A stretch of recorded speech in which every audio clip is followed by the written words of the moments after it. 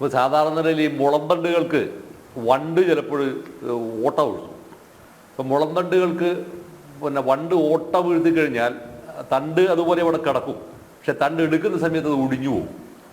ഇങ്ങനെ വരാവുന്നൊരു അവസ്ഥയിലേക്ക് കേരളത്തിൻ്റെ സമ്പദ്ഘടനയെ സമ്പൂർണ്ണമായി തകർത്ത് നശിപ്പിച്ചു എന്നതാണ് ഈ കഴിഞ്ഞ 7-7.5 വർഷക്കാലമാവാൻ പോകുന്ന കേരളത്തിലെ ഇടതുപക്ഷ ജനാധിപത്യ മുന്നണി മന്ത്രിസഭയുടെ ആദ്യത്തെ സംഭാവന. ആ സംഭാവനയിൽ നിരവധി ഇരകൾ, പരലക്ഷക്കണക്കിന് ഇരകളുണ്ടെങ്കിലും ഒരു ഇര മാത്രമാണ് പരസ്യമായി അതിനെതിരെ കലാപത്തിന് തയ്യാറായത്. ആ കലാപത്തിന് തയ്യാറായിട്ടുള്ള ആളാണ് ഇടുക്കിയുടെ മലമടക്കുകളിൽ നിന്നുള്ള പിന്നെ ബഹുമാനപ്പെട്ട ഈ മറിയ കുട്ടിച്ചേടത്തി. അതുകൊണ്ടാണ് അവർ അത്ര ക്ഷുഭിതയായി അവർ ചോദിച്ചിരിക്കുന്നൊരു ചോദ്യമുണ്ട്. നിന്റെ തറവാട്ടിൽ നിന്ന് തരേണ്ട പൈസയല്ല ഞാൻ ചോദിക്കുന്നത്, എനിക്ക് കിട്ടേണ്ടിയിരിക്കുന്ന അവകാശമാണ് എന്ന് പറയുന്നൊരു സംഭവം.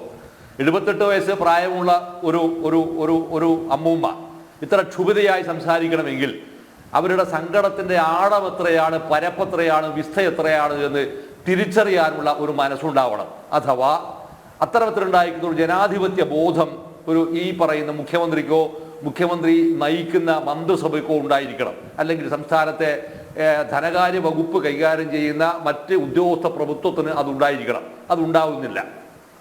ഇതുണ്ടാവാത്തത് എന്തുകൊണ്ട് എന്ന ചോദ്യമാണ് വാസ്തവത്തിൽ ബഹുമാനപ്പെട്ട ജസ്റ്റിസ് ദേവൻ രാമചന്ദ്രൻ അദ്ദേഹം കോടതിയിൽ വളരെ ക്ഷുഭിതനായി അദ്ദേഹം ചോദിച്ചത്, വളരെ വികാരപരമായി ചോദിച്ചിട്ടുള്ള ചോദ്യമാണ്. പക്ഷെ ഇത്തരം ചോദ്യങ്ങളൊന്നും തന്നെ സ്പർശിക്കാതെ ഞാൻ ഇരുമ്പാണ് ഉരുക്കാണ് എന്ന് പറഞ്ഞു നിൽക്കുന്ന അങ്ങേയറ്റം വിവരദോഷിയും ബുദ്ധിയുമായ ഒരു മുഖ്യമന്ത്രിയുടെ ജ്വരജൽപ്പനങ്ങളാണ് വാസ്തവത്തിൽ നമ്മൾ കോടതിയിൽ പോലും കണ്ടത്. മുഖ്യമന്ത്രി നേരിട്ട് പറയുന്നതല്ല, മുഖ്യമന്ത്രിക്ക് വേണ്ടി സംസാരിക്കുന്ന അഡ്വക്കേറ്റിന്റെ ഭാഗത്തുണ്ടായിരിക്കുന്ന പരാമർശം അവിടെയാണ്.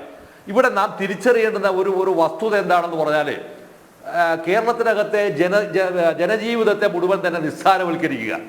ഈ നിസ്സാരവൽക്കരിച്ച് തൻ്റെ അധമത്വങ്ങൾ അല്ലെങ്കിൽ തൻ്റെ അഹങ്കാരങ്ങൾ, തൻ്റെ ധിക്കാരങ്ങൾ ഇവയെല്ലാം തന്നെ നിർബാധമെന്നോണം ജനങ്ങളുടെ മേൽ അടിച്ചേൽപ്പിക്കാനുള്ള അവകാശം എനിക്ക് ആരോ കുലാധികാരമായി തന്നിരിക്കുന്നു എന്ന് പറയുന്ന ഒരു ഫ്യൂഡൽ മാടമ്പിയുടെ ഏറ്റവും ദയനീയമായ ചിത്രത്തിന്റെ വൃത്തികെട്ട ഉദാഹരണമാണ് വാസ്തവത്തിൽ നമ്മളിപ്പോൾ ഈ കേരളത്തിൽ കുറച്ച് ദിവസമായി പരസ്യമായിട്ട് നമ്മൾ കണ്ടുവരുന്നത്.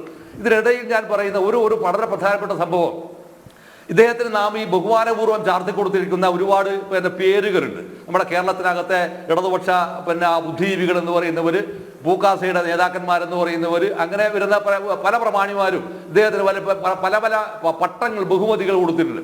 ആ ബഹുമതിയിൽ ഒരു ബഹുമതിയാണ് ഇദ്ദേഹം ഇരട്ടച്ചങ്കനാണ് എന്ന് പറയുന്നൊരു ബഹുമതി.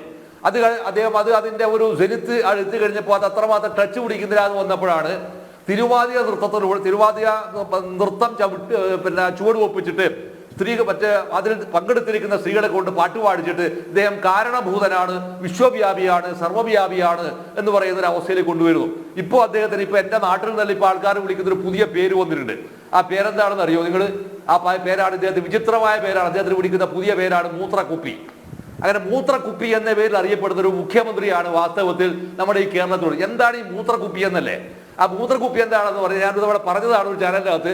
പെർളശ്ശേരി സ്കൂളിനകത്തെ അധ്യാപകന്മാരെ പൂട്ടിയിട്ട് 24 മണിക്കൂർ നേരം പൂട്ടിയിട്ടപ്പോൾ അതിൽ മൂത്രമൊഴിക്കാനുള്ള സാധ്യത പോലും നൽകാതിരുന്നപ്പോൾ പ്രതിഷേധിച്ചിട്ട് സ്ത്രീകൾക്ക് മൂത്രം 24 മണിക്കൂറാണ് പൂട്ടിയിട്ടത്.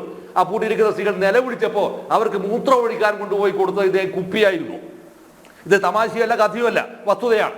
അങ്ങനെയാണ് അതിപ്പോൾ ഏതാണ്ട് നാട്ടുകാരുടെ ഇടയിൽ മുഴുവൻ തന്നെ പാട്ടായപ്പോഴാണ് ഇദ്ദേഹത്തിന് മൂത്രക്കുപ്പി എന്ന് പറയുന്നൊരു പേരും വരുന്നത്.